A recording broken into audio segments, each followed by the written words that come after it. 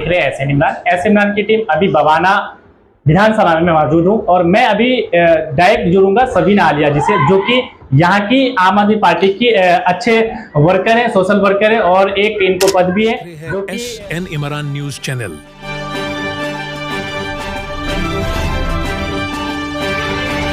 सबसे पहले मैडम आप अपना परिचय बताएंगे। नमस्ते साथियों, अस्सलाम वालेकुम। मेरा नाम सबीना आलिया है। मैं आम आदमी पार्टी से जिला सचिव और वार्ड नंबर 30 में मैं रहती हूँ।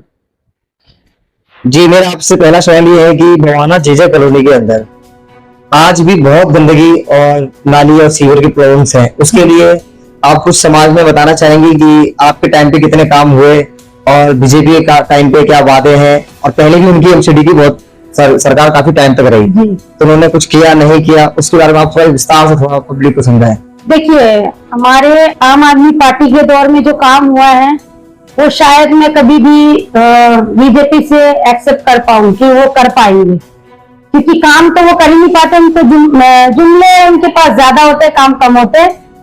और जनता ने अगर अरविंद केजरीवाल जी को नहीं चुना तो उसका कोई ना कोई रीजन जनता के पास होगी, लेकिन काम का अगर रीजन देते हैं, हमारा ये पूरा झंडा चौक का रास्ता आपको पता होगा कि जहां पर हम खड़े हो भी नहीं सकते थे, उन्होंने अरविंद केजरीवाल जी ने वो रास्ता को बनवाया। ये आप पूरे डी ब्लॉक, ई ब्लॉक का पूरी गलियां बनवाई उनके समय में। आज हमारे इंदिरा जी पिछले 3 महीने से 4 महीने से विधायक रहे। अब उनको ये पता होना चाहिए कि कहाँ काम होना चाहिए और कहाँ काम नहीं होना चाहिए। सिर्फ दिखावा करने से काम नहीं चलेगा, जनता को काम भी चाहिए। उन्होंने हमारे सारे गलियों की हाल देख लो आप जाकर, यहाँ के निगम पार्षद बीजेपी का, यहाँ का विधायक बीजेपी का, यहाँ का सांसद बीजेपी का, फिर भी काम ग्राउंड लेवल पे जीरो। जी, यहाँ पे मैं देखा आपके क्षेत्र बवाना के अंदर यहाँ पे पानी की बहुत समस्या है। एक तो पानी साफ नहीं आता है और समय पे आता नहीं, प्रॉपर तरीके से लोगों को बहुत उसमें बताएंगे। पानी, पहला बात तो पानी का जो स्पीड था वो बहुत ज्यादा कम हो चुका है। जो हमारे टाइम पे पानी इतना स्पीड आता था कि वो पानी आप अगर आप बाहर चले जाते तो पूरा रोड पानी रहता था, क्योंकि पानी इतना ज्यादा हमने फ्रेश दे रखा। इन्होंने पानी को कम कर दिया और आधे से ज्यादा गली पानी के लिए तरास रही है, क्योंकि मैंने बीच में आप लोगों के चैनल में भी मैंने दिखाया कि किस तरीके से लोग पानी के लिए परेशान हो रहे। दूसरा नंबर कि पानी तो गंदा इतना ज्यादा आ रहा है अभी फिलहाल, पूरी दिल्ली का हाल है। पानी गंदा भी आ रहा है, पानी बिल्कुल आ भी नहीं रहा है। जिस तरीके से ये लोग वादा करके आए थे, सोच रहे थे कि हम 2 ही महीने में तीर मार देंगे, 4 ही महीने में तीर मार देंगे, लेकिन वो काम इनसे हो नहीं पा रहा है। पानी से हमें याद आता है कि आपके बगल में नहर होती है मुन्नत तैनन नाम से, तो जो आपके बगल में जो नहर है वो एक बार किस लापरवाही से, किस वजह से आपकी जेजे कॉलोनी के जस्ट पीछे की तरफ एल ब्लॉक का एक एरिया पड़ता है, वहां पे वो नहर टूट गई थी और पूरा का पूरा आपका आधे से ज्यादा कॉलोनी वहां की नई बस्तियां सारी डूब गई थी। तो ये जो हादसा हुआ, इसके लिए उस समय भी बीजेपी की सरकार जो है, उनके काफी सारे नेता उस वक्त भी थे, उन लोगों ने वादे किए थे कि हाँ हम करेंगे। और भी आपके क्या नाम है, जो क्या नाम है, ये जो नहर होती है ये हरियाणा से आती है, तो ये जो गवर्नमेंट जो है ये भी हरियाणा की पड़ जाती है। तो इसके लिए आप क्या चाहते कि अगर हरियाणा की सरकार इस पर कोई एक्शन ले या दिल्ली की सरकार इस पर कोई एक्शन ले, क्योंकि दोनों तरफ बीजेपी है। अब देखिए, जो आप नहर की बात कर रहे हैं वो उस टाइम का सिचुएशन था, जिस तरीके से वो टूटा है, फिर भी उसमें कोई एक्शन नहीं लिया गया। वो तो उस टाइम का सिचुएशन था, टूटा, बहुत सारे लोगों का नुकसान हुआ, लेकिन अभी प्रेजेंट में भी एक नुकसान है। आप नहर में जाके देख सकते हैं कि जो एक रास्ता बना हुआ था, पुल बना हुआ है, वो पुल पूरी तरीके से टूट गई है। अभी हमारे इंदिरा जी इस क्षेत्र के विधायक भी और मंत्री भी है, उनसे मैं आग्रह करना चाहूंगी कि जिस तरीके से हमारे हजारों लोग यहाँ नहर क्रॉस करके जो भी रिक्शा का किराया नहीं दे सकते, हजारों रुपए खर्चा नहीं कर सकते, तो पैदल जाते हैं। नहर का पूरी पुलिया पूरी टूटी हुई है, लेकिन उस पर कोई भी कार्रवाई नहीं हो रहा, कोई भी एक्शन नहीं हो रहा है। जो हादसा हो चुका है वो तो हो रहा है। वो हरियाणा सरकार तो क्या बोलते हैं, हरियाणा में भी बीजेपी की सरकार है, दिल्ली में भी, केंद्र में भी बीजेपी की सरकार है, फिर भी उनका अगर कोई मुद्दा आए तो उसे सब दबा दिया जाता है। ये मुद्दा उनकी तरफ से हर मुद्दा दबाया जाता है।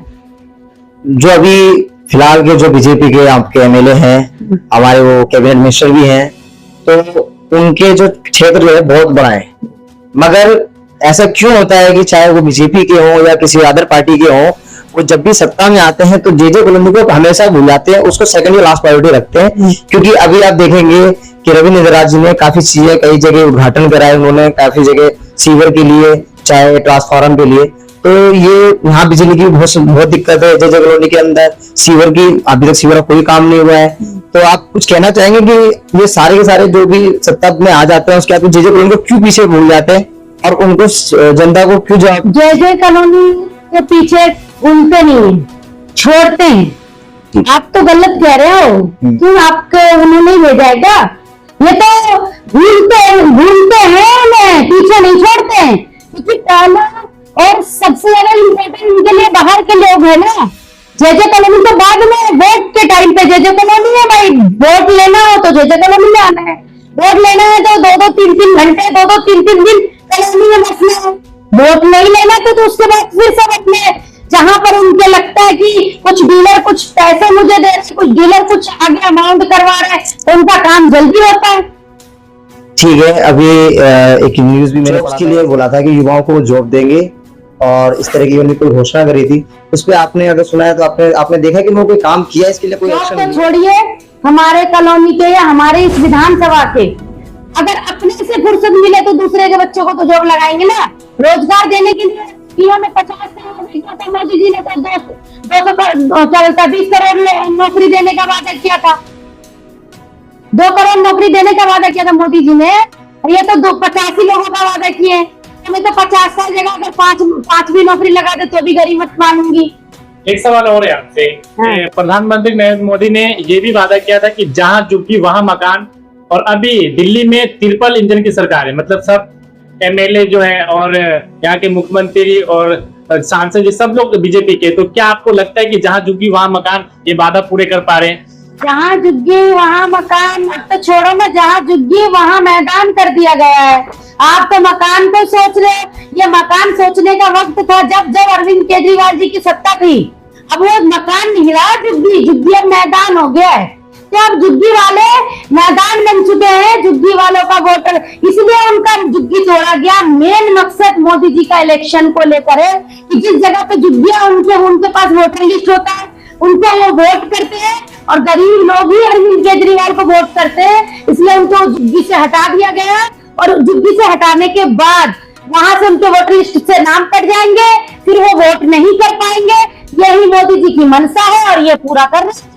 इलेक्शन से पहले झुग्गी वालों के पास जाते कार्ड लेकर, ये है गारंटी कार्ड, मोदी जी की गारंटी कार्ड, जहाँ झुग्गी वहां मकान। अब कहा गया जहाँ झुग्गी वहां मकान। मोदी जी का सारा वादे तो जुमले। हमने सोचा ये इस बार दिल्ली में तो कम से कम जीत के वो अपना बात रखेंगे। तो जीतने के बाद तो वो जहाँ झुग्गी मैदान तो छोड़ो, वो तो वादे थे, दूर की बात है। हमने तो जुमलेबाजी समझे थे, अब तो वो झूठेबाजी हो गए। आम आदमी पार्टी के अच्छे कार्य करता है और सबसे बड़ी बात है कि यहाँ वार्ड नंबर 30 के सोशल वर्कर भी है। तो आप हमारे दर्शकों को ये बताइए कि आपकी पार्टी यहाँ पे थी तो क्या क्या काम किए, केजरीवाल ने क्या क्या काम किए, वो हमारे दर्शकों को आप बता सकते हैं, गिनाइए। देख सकते हैं मेरे पार्टी का इतना काम है कि हमारे उंगलियों पे गिने हुए। जैसे कि बिजली फ्री करा उन्होंने। अब देख लो, सबके पास जाकर घूम कर सबके 3-3 हजार 4-4 हजार 5-5 हजार बिल आ रहे। जिनके जीरो आते थे उनको 3500 रुपए बिल आए। दूसरा नंबर बसें फ्री करी। तीसरा नंबर उन्होंने बच्चों के लिए शिक्षा अच्छा किया था।